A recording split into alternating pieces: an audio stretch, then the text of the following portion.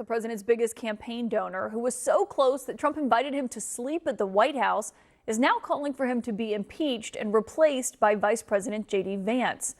The man who was handed nearly unfettered access to the federal government is openly musing about forming his own political party.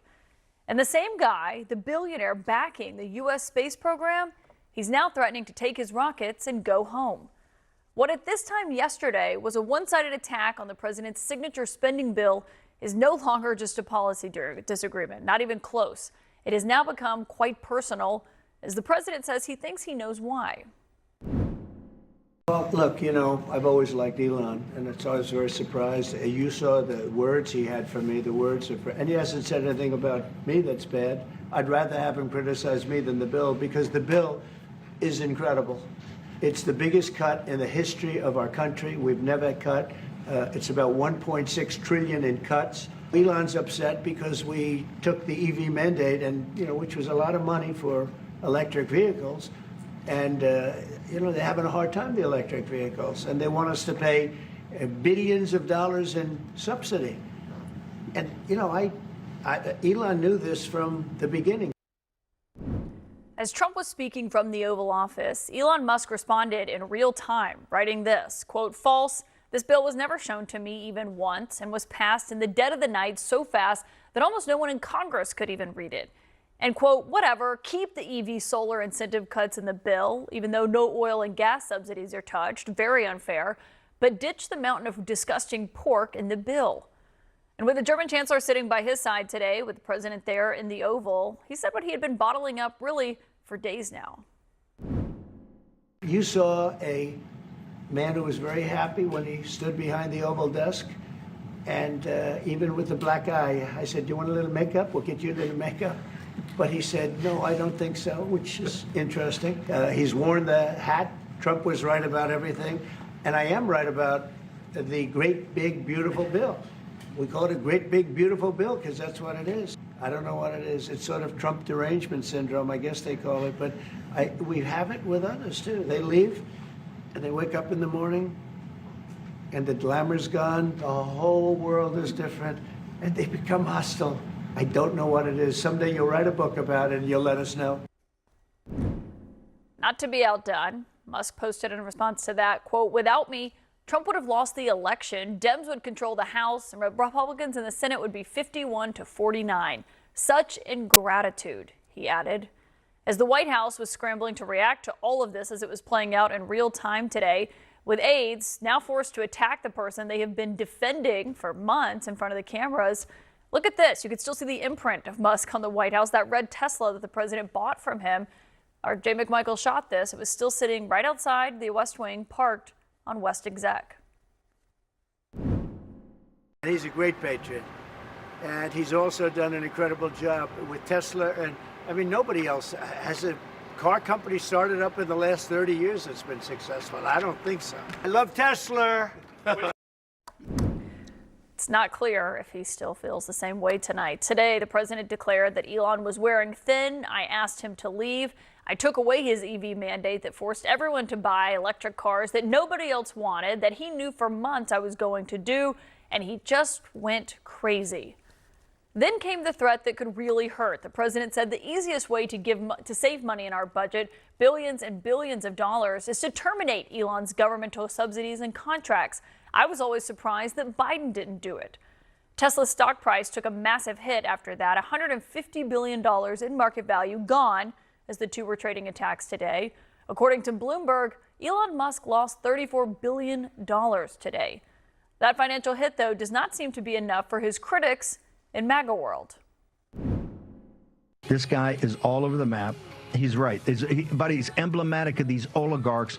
All of them have the maturity of a 9-year-old, and they're dangerous. They're dangerous not just to the president of the United States. More importantly, they're dangerous to this republic and the citizens of this constitutional republic. At one point, the president seemed to maybe be trying to cool things off. He said, quote, "I don't mind Elon turning against me, but he should have done this months ago." And I'm told that allies of both the president and Musk were kind of caught in the middle of all of this today. They were quietly and delicately trying to broker peace between the two men behind the scenes. But those efforts were upended when Elon Musk wrote this. This was really kind of the end of that. He said, "Time to drop the really big bomb. Donald Trump is in the Epstein files. That is the real reason they have not made public. Have a nice day, DJT." Now, I should note tonight there's no evidence when it comes to what this looks like in terms of the Epstein files beyond that. The White House says his bomb is an unfortunate episode. And several people familiar with what was happening behind the scenes described the Epstein tweet to me as the tipping point, though, in this relationship, now fearing that there is no going back. We have a full house of deeply sourced insiders to start us off on what is a remarkable day at the White House. CNN's Donnie O'Sullivan and Brian Stelter, and also Politico's Dasha Burns and the Associated Press's Sungmin Kim. Dasha, I just want to know what you're hearing from people at the White House tonight, because what we were hearing is, yes, this was a breakup that was predictable, but even people inside the White House did not see it going down like this and as fast as it happened today. I mean, the group chats inside the White House were just on fire today. People comparing it to a divorce, saying, yeah, we thought it was going to happen, but maybe not until the fall or in a few months. What have you been hearing from people tonight? Yeah, my phone's been just absolutely blowing up. People inside the White House, people on the Hill. I mean, the divorce analogies are rampant right now. Look, it was the ferocity, how quickly this happened, and once he started going down the rabbit hole of the Epstein files, that's when the conversation with White House allies and people inside of the White House really changed. As I was communicating with folks all day, they were saying this is now going into crazy town. People were telling me that the president is concerned about Elon Musk's well-being, that you saw the reporting as we all did from the Times around the drug use. They didn't expect it to go quite in this direction. And at this point, earlier on, people were saying, look, they fight. These are two titans. They're clashing, but they'll come back together. Now it seems like the hope for any sort of reconciliation is gone. And the goal is just to try to turn the temperature down here. I mean, Sungmin, that's really the question here, is how you turn the temperature down when you have got these two major personalities, two alphas who are trying to essentially outdo one another in terms of inflicting harm, now that this relationship we're watching it totally implode. Yeah, I mean, Elon Musk and Donald Trump hit each other where it hurts the most. They hit each other's egos.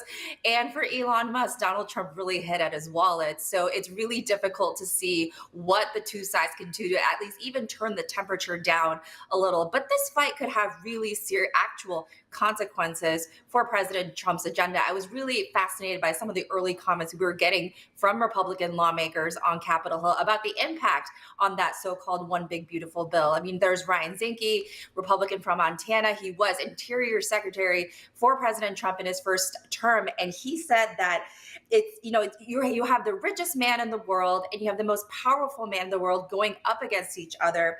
It really can put the bill in serious jeopardy.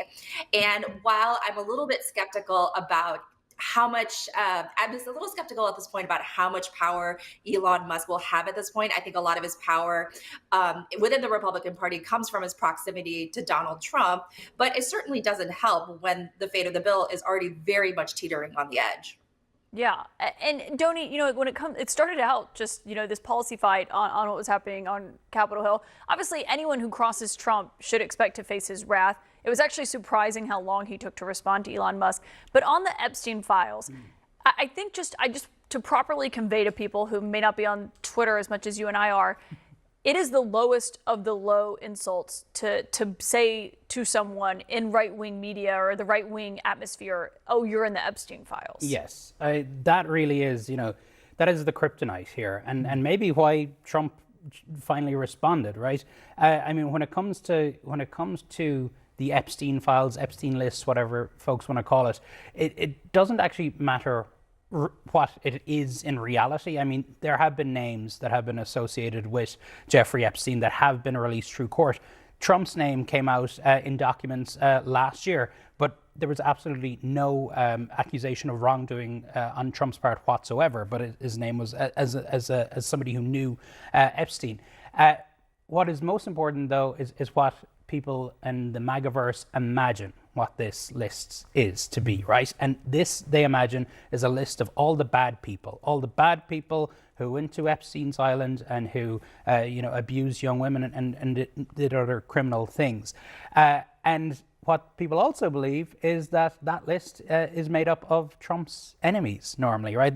We see there's been many versions of this list that have circulated online. They did this to themselves because it was the Trump orbit that amplified the conspiracy theories about Jeffrey Epstein's list and who was on it and what it meant about those people. And so for Elon Musk to say that is why that kind of takes this to this other level. It doesn't mean anything. It doesn't mean that there was wrongdoing. We don't know that. No. But there's already pictures of Trump and Jeffrey Epstein together. We knew he was a member at Mar-a-Lago and then was removed from the club. But it was kind of the right turning on the right here. 100%. And there is going to be a situation now where people have to choose sides, right? GOP lawmakers are already asking themselves, am I choosing Trump or Musk? I'm sure most of them will choose Trump.